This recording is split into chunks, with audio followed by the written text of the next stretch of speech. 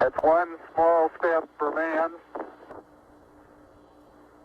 one giant leap for mankind. That's a good step. Yep. About a 3-footer. Today we have with us a group of students among America's best.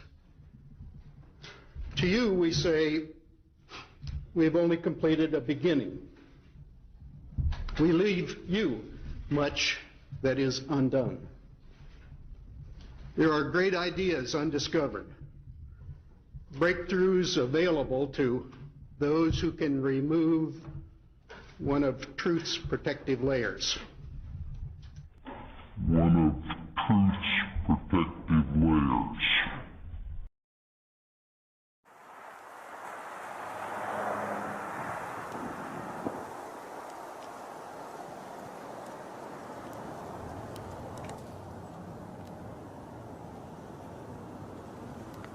You are about to embark on a one-way journey to the greatest lie ever told.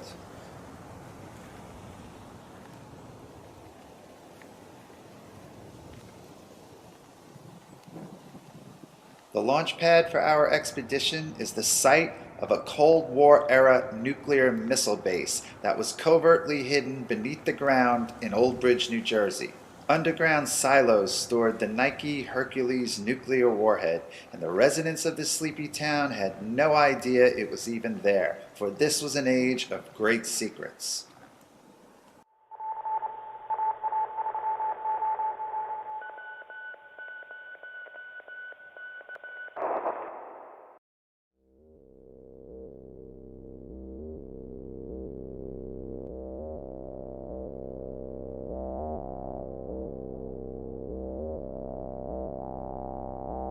We are looking at a phenomenon now called colored banding, and I've taken this all from Apollo 16 footage.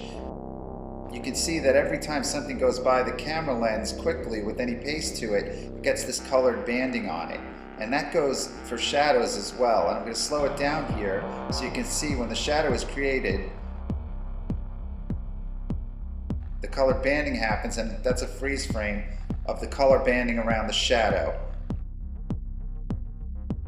This is Station 2, Apollo 16, and just get a perspective for how far the astronaut on the right is.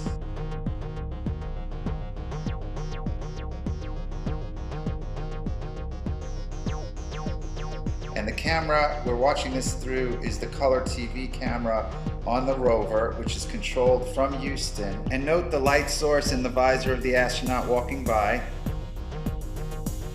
And now we're going to cut a little further in this clip. Pay attention to what happens. Just a very impressive sight as far as the boulder goes. They're all angular. Just a very impressive sight as far as the boulder goes. They're all angular. What you're looking at are shadows covering the entire location out to the horizon. I'm showing you the same clip, and there are two shadows. 1, 2. That is impossible with the sun as the light source. The only way this could be possible is if it's an artificial light source, because there's nothing tall enough there to block out that much space. And I showed you how far the astronaut is from the rover, and these shadows are covering the entire location. And this is black and white normal speed. See his backpack, light, shadow. Okay, now let's take one black and white, slow down. Also note that the image is shaking because the other astronaut is at the rover. It's as if something has fallen across the light source, causing fast-moving shadows. The banding reads on the back of the astronaut's backpack, but it doesn't read in the black zone because the lens only puts banding on things it can read, and it can't read a shadow in the darkness. If the light source is the sun, how do you block out the sun with two guys on the moon? How do you block it out? You can't block out the sun for that long of a shadow. Astronaut Charlie Duke is out there in the distance. Astronaut John Young is back by the rover. So who's causing the shadows?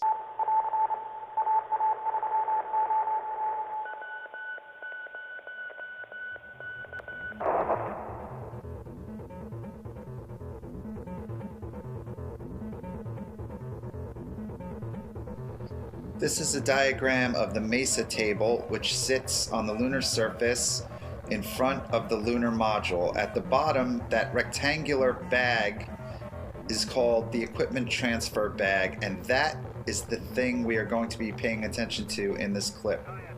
Now, on the right, you'll see the other astronaut, and he's moving away from the ship, and he's fooling around with the UV camera. The astronaut in front of you is about to turn and go back towards the MESA table and the equipment transfer bag, and when he does, on the right, you'll see the equipment transfer bag swinging. It's just swinging back and forth, and it's going at about the same pace. It shows no sign of the momentum slowing down. It's just going back and forth as if some sort of vent is blowing on it. But there's nothing that can be blowing on it if that's the moon. Because on the moon there is no atmosphere, there's no wind, there's no air, there's no breeze that can be blowing that.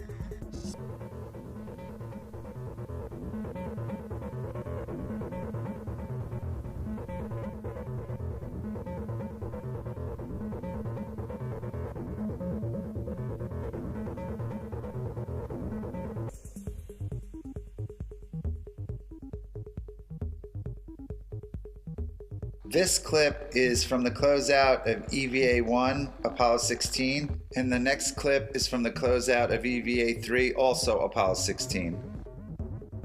And we're going to see the same phenomenon with the equipment transfer bag. As soon as astronaut Charlie Duke attaches it to the MESA table, it starts swinging on its own again, as if it was being installed right over a vent. But then it gets really interesting because I think they notice it and they discuss it and then take corrective actions. Hey, John? Yeah? Take a look. So. Okay, Charlie, you should have...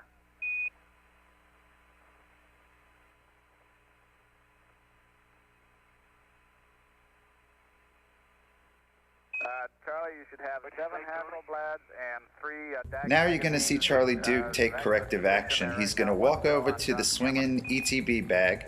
He's going to remove the camera that's attached to his chest. He's going to put it on top of the MESA table, and then he's going to put his camera in the ETB bag, and then he's going to remove the bag from the straps, and he's going to place it on top of the MESA table so it's no longer swinging from the straps. And there's obviously a voice we can't hear organizing the charade-like diversion you are about to see. Where's the bag that the good old UV? Hey, Charlie, did you throw my camera away? No, I didn't throw your camera away. Where is it? Over there? Yeah. Okay. The bag that the what? The bag that the what? He's obviously hearing a voice we can't hear who's telling him what to do.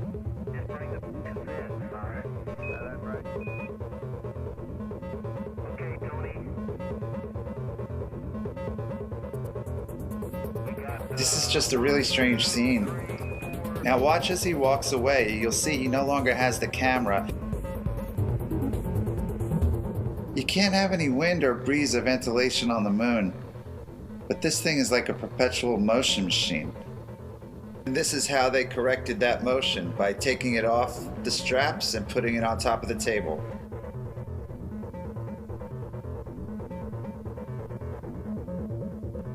Okay, now let's go back to the first clip from EVA-1 again, and you see the bag swinging on the right. I'm revisiting this not so much to look at the bag, but that strap in the right-hand corner that hangs down from the ship. Keep your eyes on that strap because it's about to get hit by an object. What are we going to do with this thing? Can we throw it away? Leave it under the... Throw it away, it's empty. Pull it straight up, there you go. That crummy thing.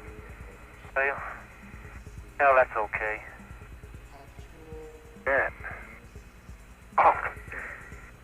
So the strap was hit with momentum, but it exhausts the momentum and it slows down and it practically comes to a complete pause. And that's the reason I'm showing you this, to illustrate the fact that you can see momentum acting naturally in this clip. Let's take another look at it. But But notice how that strap responds to gravity and responds to the momentum dissipating, whereas the ETB bag does not. It goes at a steady pace throughout both clips from EVA1 and EVA3.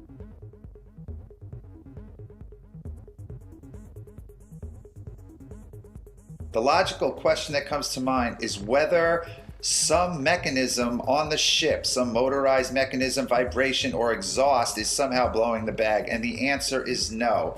The bag hangs from the mesa table. The mesa table is simply a table that holds supplies and equipment for the extravehicular activity. The bag, as you can see, just hangs down from the table. And as we take a look at the Apollo 16 summary at nasa.gov, quote, because the LM had remained in lunar orbit 6 hours longer than planned, the LM was powered down to conserve electrical power. So that rules out the possibility that the bag is swinging from any kind of vibration caused from the power of the ship. Everything they put in the ETB is supposed to go back to the ship for transfer to Earth, and the 70mm Hasselblad camera is not on that list. Furthermore, it is common knowledge, also listed in the lunar surface procedures, that the 70mm Hasselblad cameras were left on the moon.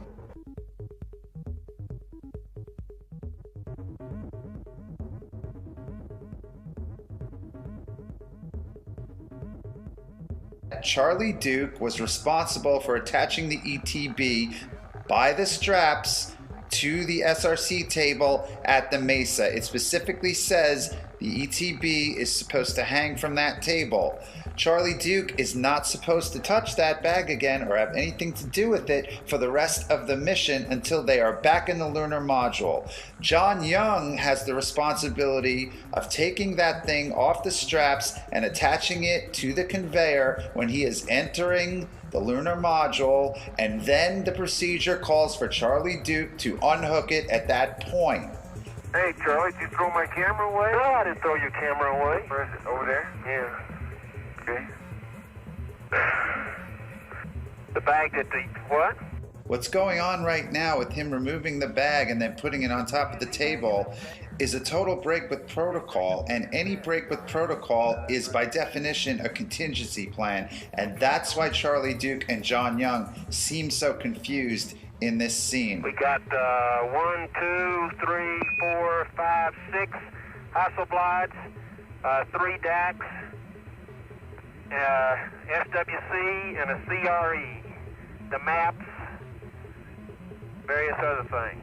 Various other things. The problem with various other things is that various other things are not listed on the lunar surface procedures. Various other things directly refers to the camera, which he just stuffed in the ETB.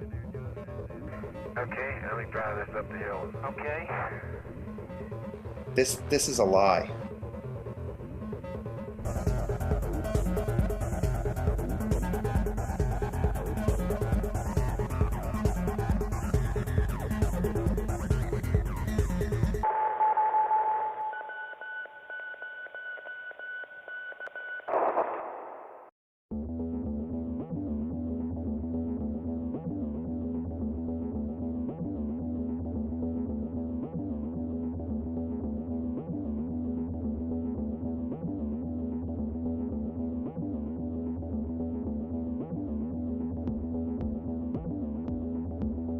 You are looking at a series of photos taken from EVA3 of Apollo 16. Every photo in this magazine is completely ruined by these smudges you see.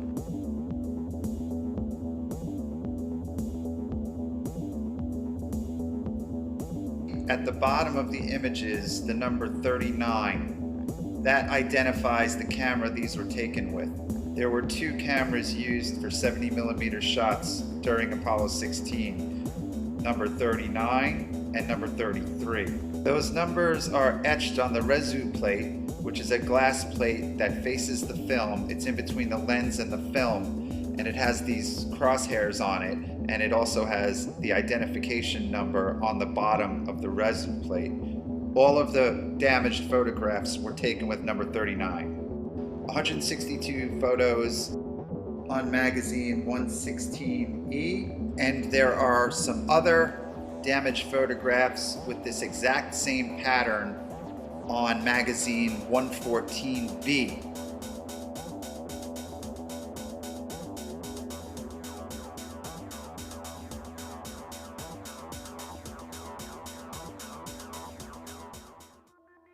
So you've been looking at the cover of the Apollo 16 technical debrief document, and I want to draw your attention to the commentary on this issue. Quote, "The cameras worked nominally, even though we got them real dusty, and it was hard to see the setting after the EVAs.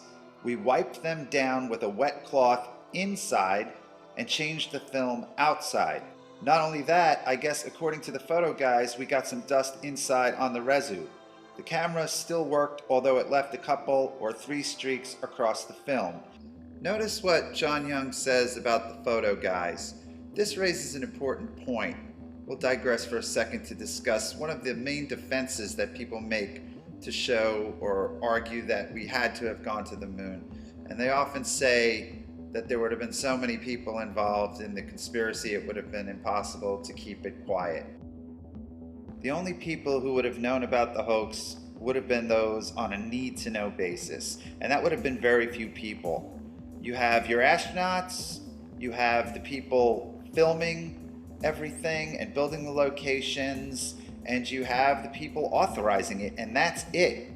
Everybody else would have been doing their one task in the line and sequence of events that they were responsible for. And this segues into another defense made by people who believe we went to the moon, and that is, why didn't NASA have them do things over after they made mistakes? And the reason for that is that this was live, and not everybody was in on it. And those hundreds of people you see at Mission Control, they're not in on it.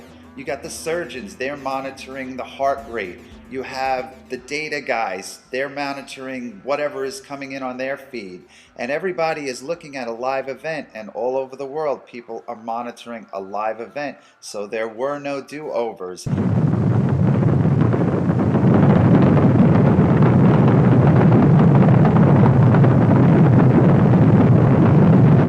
Going back to what John Young said, by way of illustration about the photo guys would have received the film. The film couldn't be developed on the moon. It had a chain of custody. That had to take place, and those guys were not in on it.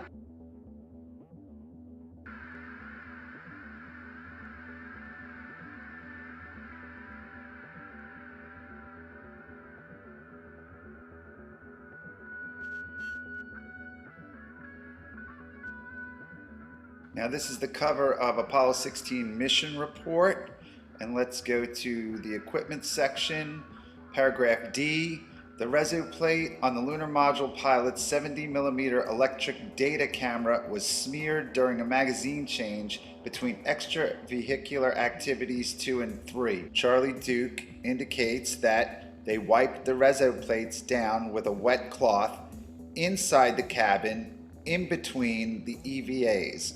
When they were done with their work on the moon, they would go back into the lunar module, seal the hatch, repressurize the cabin, and camp out for the night until the next day, when they would continue the mission on the second EVA and then the third EVA. Now let's take a look at the Apollo Lunar Surface Journal, and they are taking their cue from the debrief and from the mission report. In the brackets, their explanation states, each frame on magazine 116E shows a set of smudges. Detail of the smudge pattern change only slowly from the beginning of the magazine to the end. The smudges are undoubtedly the result of contact of a dust-laden, damp cloth with the residue plate in John's camera. So NASA, the astronauts, and the Apollo Lunar Surface Journal all march in lockstep, alleging that the stain happened inside the cabin in between EVA 2 and 3. This is because the surface of the moon is a near vacuum, and all moisture and liquid would boil immediately in the vacuum of space. And indeed, this entire story is a complete fiction. It's a fraud and it's a lie, and NASA knows absolutely with 100% certainty exactly when that smudging happened, and it did not happen in between EVA 2 and EVA 3. inside the cabin of the lunar module. It did not happen then. Furthermore, the Apollo Lunar Surface Journal is absolutely wrong in its assertion that this smudging happened as the result of contact with a damp, dust-laden cloth. And what you see is the familiar splash pattern of a spill. Something was spilled on the camera. This is a picture of the index for Apollo 16 from the Apollo Lunar Surface Journal at nasa.gov. And when you come to Geology Station 8, you'll see below that traversed Station 9, and instead of Geology Station 9, it says the Great Sneak. And when you click the Great Sneak, it brings you to Geology Station 9. And this is where the magazine change happens. Did he say both change? Yeah. Okay. Tony, I don't have a black and white left. I'm going to run off a couple, John. Okay.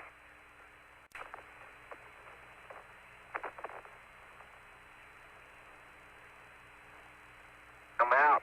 3 frames to go and I'm out. Okay. Okay, magazine Bravo's got something in it.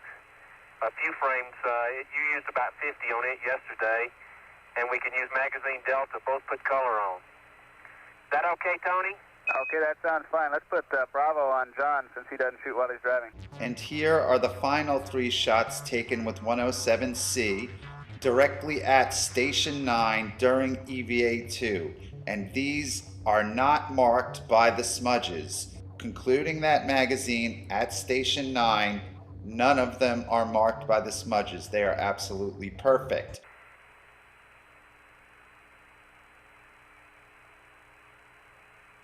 Which one, Charlie? Delta for me and Bravo for you. Bravo. Right in the corner there. Set marks. The image you are looking at now was the very last picture taken before that magazine change at Station 9 where they are now. This is 107-17583, and as you can see, there are no smudges on it. The very next picture taken with that camera is after the swap of magazines, and this is now 114-18444. And that photo was on magazine 114B. On the left, we have 18444, the very first image taken with the smudges. And you can see the pattern is clear, the dust has not grabbed to it yet. On the right is 18577, and this one was taken the next day during EVA-3. Compare the 2 stains. The streaks are the same. These are the same exact patterns. The orange juice dried, and it's stained in the same way. The streaks match. See the first long streak on the left, and then look to the right image, and that same long streak is there, and it becomes obvious that this is a spill pattern of orange juice spilled on the glass that persisted over 2 days.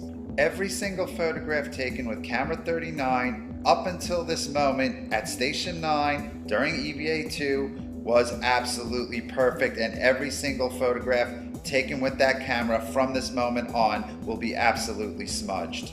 If the astronauts had wiped the cameras down with a damp cloth inside the cabin later that evening, we would not see the stain pattern the next day during EVA-3.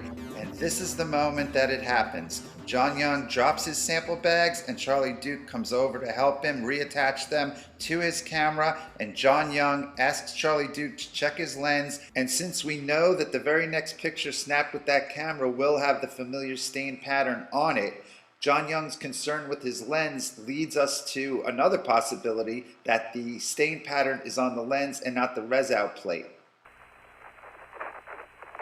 Dropped your bags again, John. Yeah, tape came off, Charlie. Oh, that thing did come off, didn't it? Yeah. Okay, let me come around and help you put it on.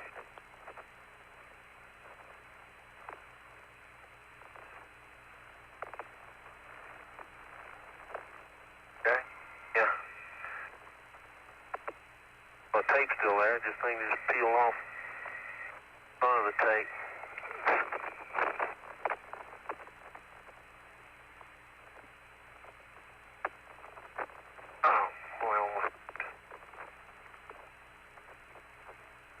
happens in training. You got it. That's my lens. Turn into the sun. Okay. But your finger. It's okay. Wanting to see that.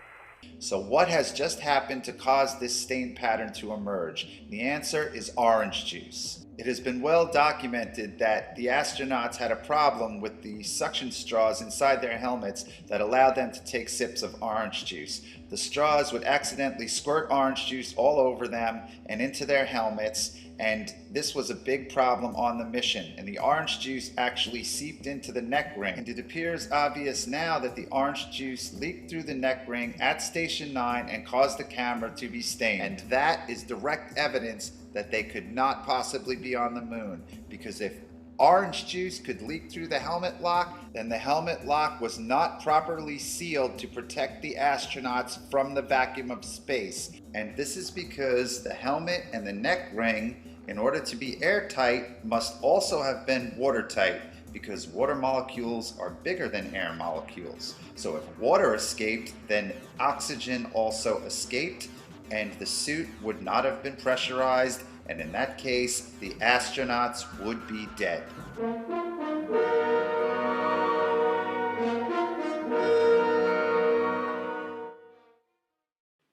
To better understand the purpose of a lunar spacesuit, let's let our friend Andy Astronaut demonstrate the hazards lunar explorers will encounter. If Andy were to step out on the surface of the moon without a spacesuit, this is what would happen. In the near vacuum of space, the gases within his body would immediately expand.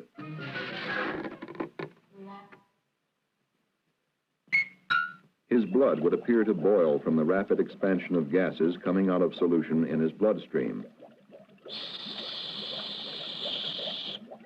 Andy would soon feel the effects of another condition of space, lack of oxygen. After 20 seconds in a vacuum and without oxygen, Andy would be trading in his astronaut wings for a more permanent variety.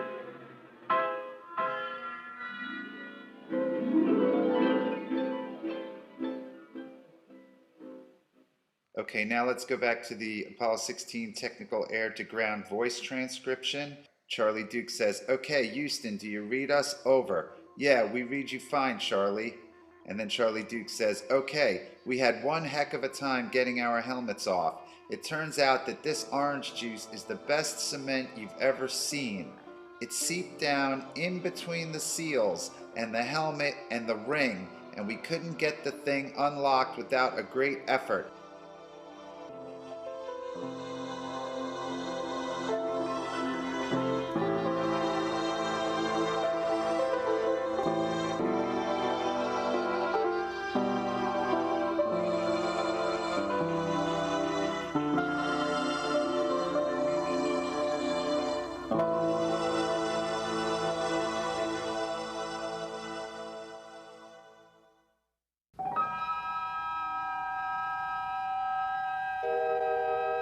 Christmas, 1968, when man first cut the silver cord of Earth's gravity to orbit the moon.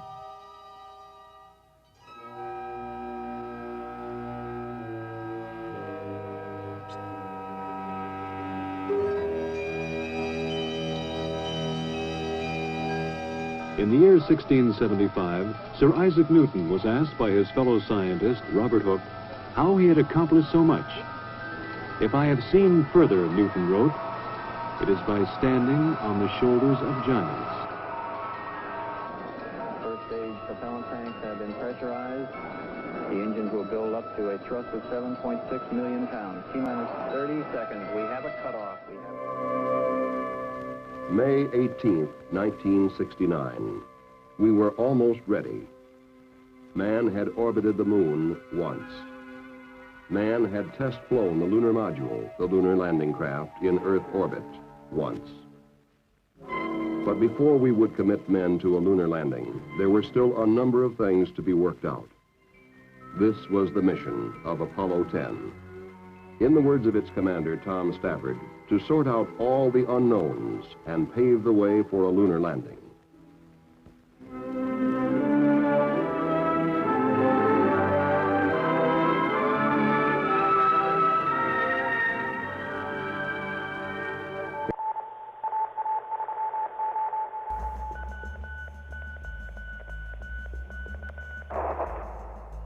In the first 3 segments, I'm quite certain about the conclusions that have been drawn, and we will return to the heavy artillery in the final segment. But for this segment, I want to sort out a few unknowns.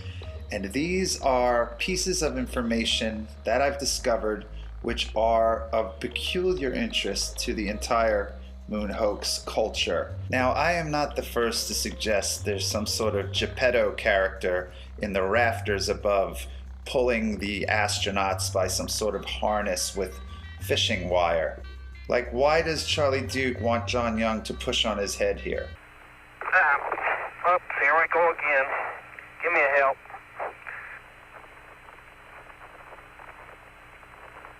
There you go.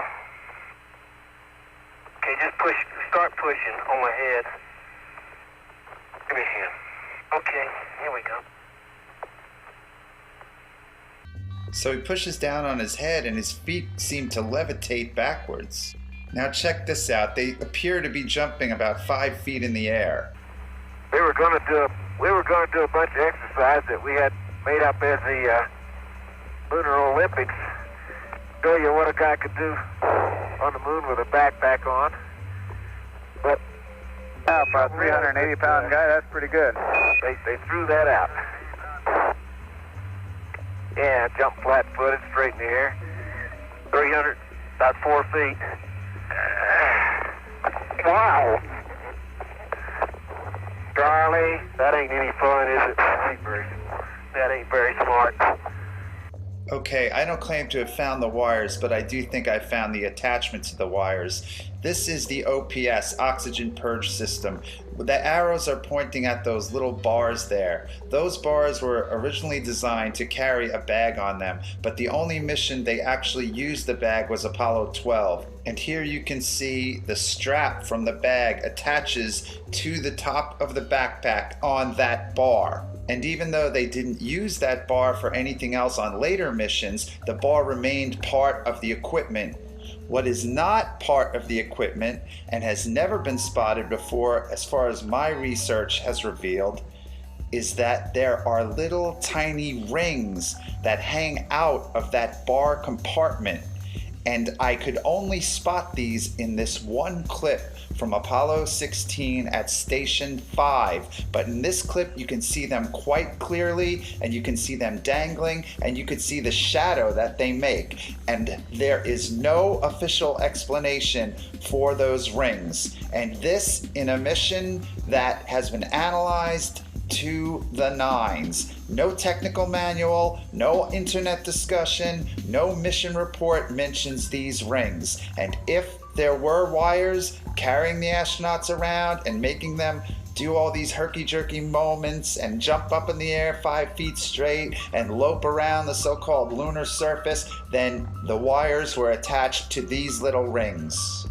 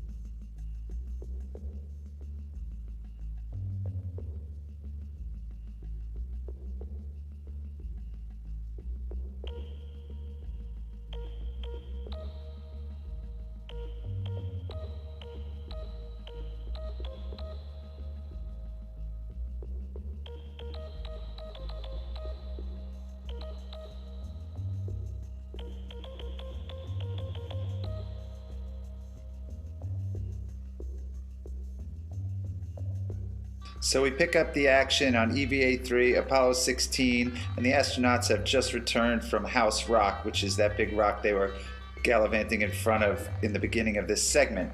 Charlie Duke is switching magazines in the 16mm movie camera, which is at the top right of the screen. He's turning it now. Watch his visor, because I believe you are going to see an artificial light source flicker on and off very quickly.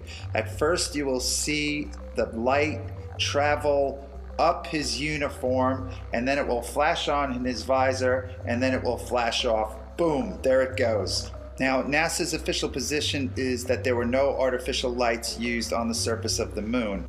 The astronauts were issued flashlights, but they were only used inside the ships. Here is a picture of the actual flashlight used by John Young during this mission. That's a better size one.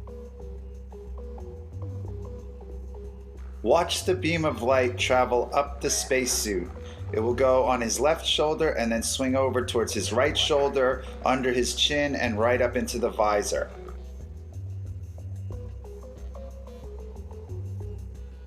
There, you just saw it again, and now we're going to watch in slow motion. Just look to the right of the arrows, keep your eye below the visor, and watch the beam of light. There it is, and then into the visor. Boom. The light source is below the horizon.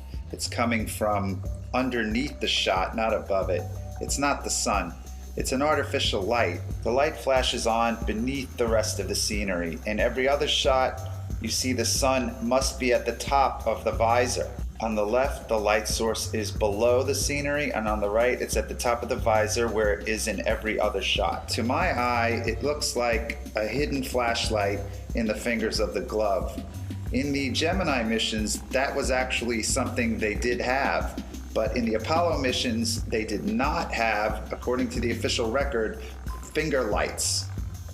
And the big question here is why he would need a flashlight if that were in fact the blinding sun behind him. The official flashlights were 5¼ inches long, and here's a picture of Charlie Duke playing with one on board. That flashlight was clearly not in his hand in the previous clip.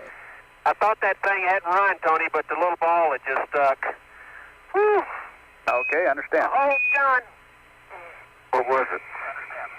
I love that guy in the background going, what just happened? Now I want to take a look at a photo we've already seen before, and this is from Station 9 at the infamous magazine change. And look at John Young's left leg. It appears there is a slit in his pants, and a pen light is shining fluorescently right out of it.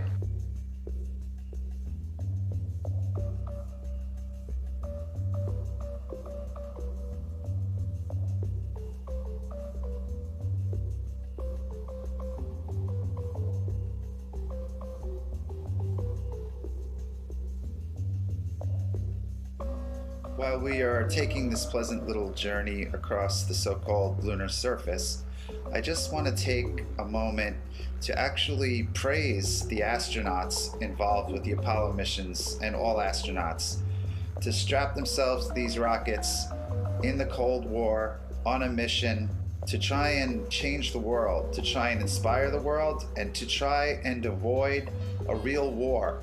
This was an attempt to project technological superiority, and if it could be done without firing a shot, then great, more power to them. And the astronauts have my utmost respect, and it really makes me mad when I see some of the other hoax researchers harassing the astronauts. These guys were operating in a chain of command during the Cold War, and they deserve our respect and gratitude.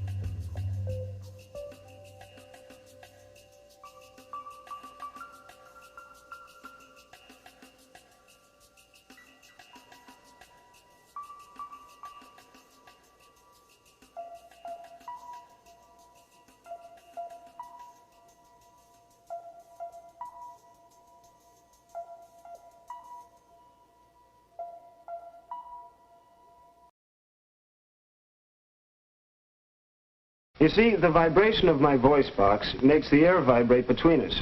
Then when the air vibrates your eardrum, you hear what I'm saying.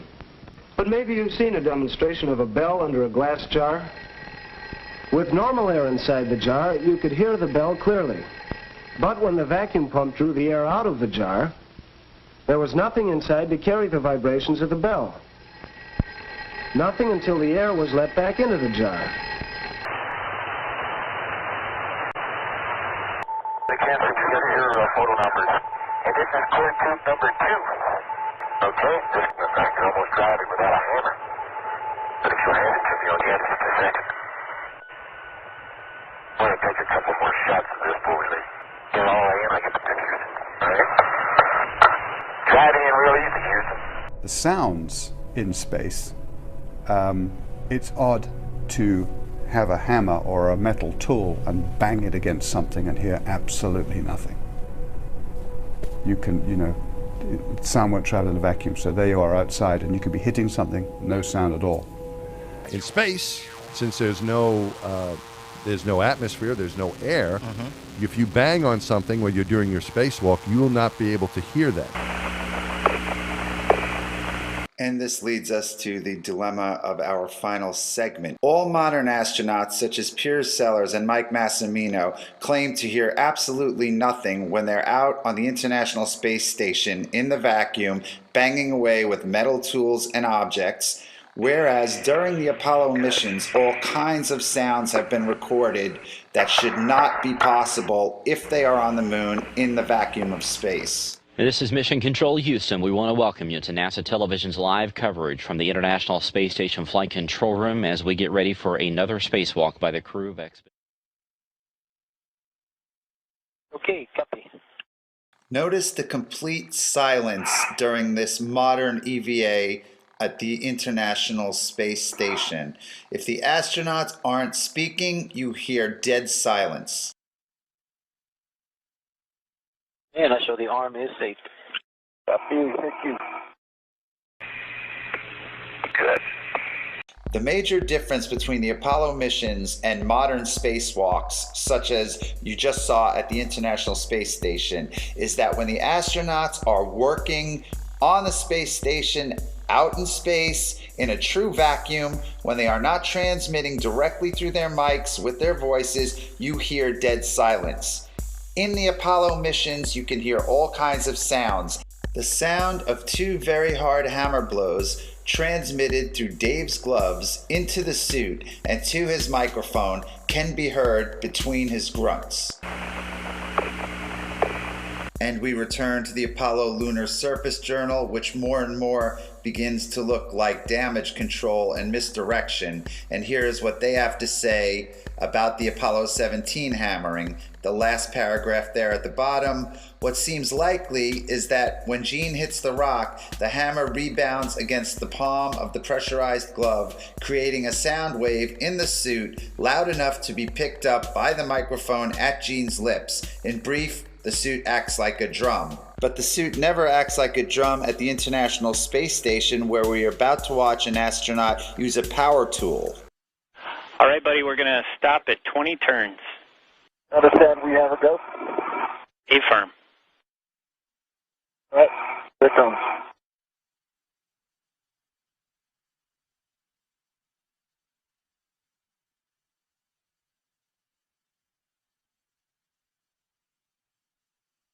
Total, utter silence, which is exactly what you are supposed to get if you are in the vacuum of space, and it is exactly what you get in all modern spacewalks. Now let's return to Apollo 12. Okay, just in fact, you're almost driving without a hammer. But if you'll hand it to me, I'll get it in a second. I'm going to take a couple more shots of this before we leave. Get all in, I get the pictures. All right? Driving in real easy, Houston. That does not sound like the spacesuit acting like a drum at all. It sounds like a metal hammer striking a metal object repeatedly with authority. Pictured is Alan Bean during Apollo 12 striking a metal core tube into the so-called lunar surface with a metal hammer. This is an interview with Apollo astronauts Alan Bean and Pete Conrad done by the Apollo Lunar Surface Journal. They are once again taking the position that the sound is coming through the hand and transmitting into the microphones in the helmet. Alan Bean says, "I would have said it wasn't possible." And Pete Conrad responds, "The other guy can't hear it."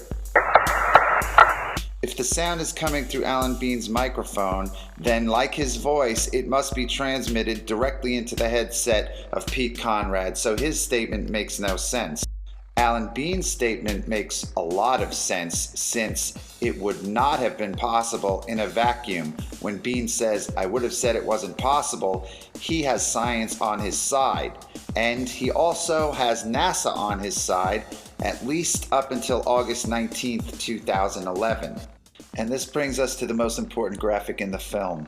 This is a web page that has been disappeared from the internet by NASA as of August 2011. It was at nasa.gov, running concurrently with the Apollo Lunar Surface Journal between 2009 and September 2011. However, this page, which was created for children, you can see the banner at the top, Lunar Science for Kids. This page directly contradicts the assertions made in the Apollo Lunar Surface Journal concerning the hammering sounds in Apollo 12, 15, and 17. This page talks about the science involved with sound on the moon, and it does so correctly. And that is why NASA has disappeared it from the web. The contradiction between the journal and this page was brought up in the very popular Moon Zoo forum, and that is where I first became aware of the situation. Reader Tom128 pointed out the contradiction between the site for children and the journal, and I went looking for the site for children and could not find it. I then went to my favorite research tool, the Wayback Machine at archive.org, and I was able to find an old version of the page that NASA did not clean up.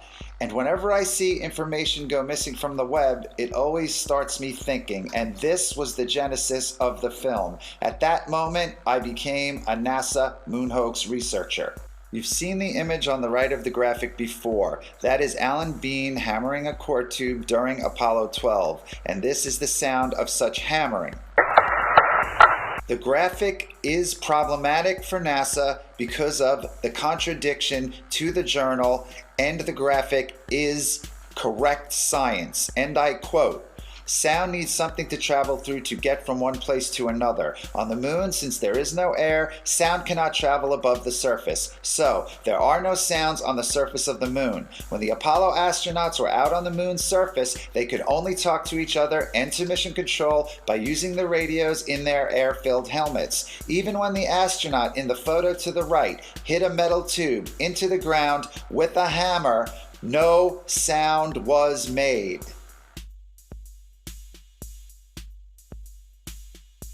All of the sounds so far analyzed were made by the astronauts as they were handling tools, but now we are going to analyze some sounds that are made a distance away from the astronauts.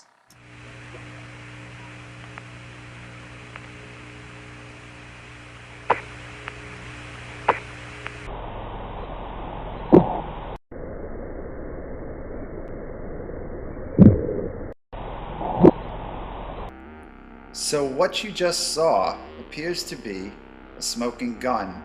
That scene, which was broadcast live to the world during Apollo 15, shows astronaut James Irwin.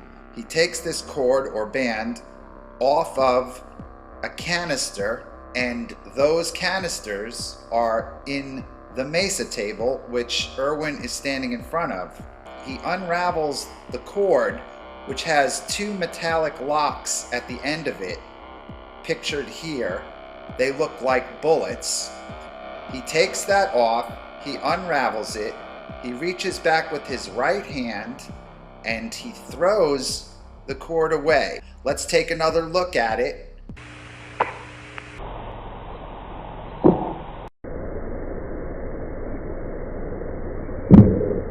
So the argument has been made for the hammering that the sound is coming through the glove and it's miraculously getting into the microphones. But we don't have to deal with that argument because James Irwin releases the object and it hits the ship and he's not touching it, and that sound is picked up by the microphone inside the astronaut's helmet.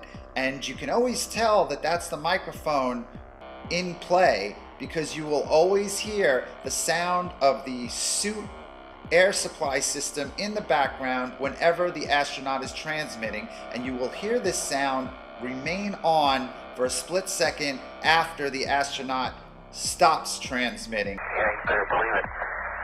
Yeah, you better believe it. Both the outside of the ship and the inside of the ship in the cabin are in the vacuum because the lunar module does not have an air hatch. So when the astronauts leave the lunar module, it is depressurized. Microphones in the lunar module plug into the audio centers. The only voice possibilities are through the use of the headsets. They took off with 6 microphones, 3 Snoopy caps. Each astronaut also had a lightweight headset at launch. While they were on the moon and the suspect audio event took place, they were wearing their Snoopy caps. Communication cables, which are the umbilical cords that the astronauts plugged into while in the lunar module, as you can see from the checklist, were stowed prior to EVA. Also, looking at the same exact checklist, we can see that the lightweight headsets were also stowed prior to EVA. So, there were no live microphones inside the cabin.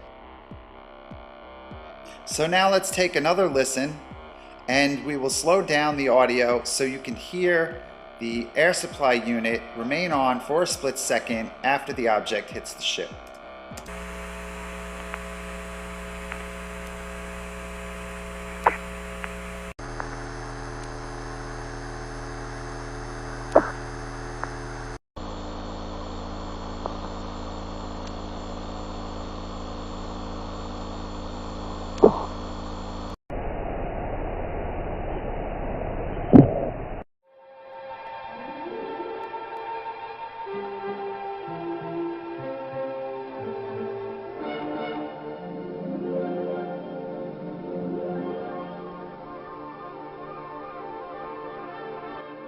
I don't believe man has landed on the moon, but the film does not prove that either way. What I believe this film proves is that aspects of the broadcasts were fraudulent. However, I think this is one of the greatest works of art ever created, if not the single greatest work of art ever made. It was a way of fighting a war without violence, a way of fighting a war, the Cold War, with art. And the people responsible for it ought to step forward and get their due. And if there are restrictions on this knowledge or the truth, they ought to be released, because as the decades go on, the truth will become more and more clear, and the charade will become more and more exposed. I have only analyzed about 20% of the footage, and I hope that we do see the architects of this incredible work of art come forward.